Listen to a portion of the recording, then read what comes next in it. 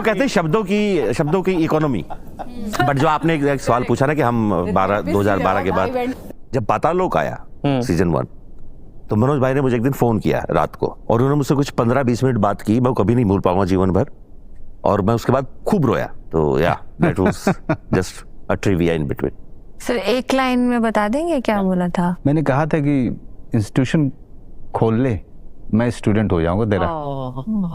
क्या बात है। मैं बहुत रोया था। हाँ, और एक्टर हमारी इंडस्ट्री में ना दूसरे एक्टर की कभी तारीफ नहीं, फोन कर उठा के नहीं फोन करते हैं, बिकॉज बड़े इनसिक्योर हैं। इस तरह से काम भी मांगता रहा हूं मैं हमेशा। हाँ, काम मैं अभी भी मांगता हूं, क्योंकि क्या है, पैदाशी स्ट्रगलर हूं। हसल करते रहना है।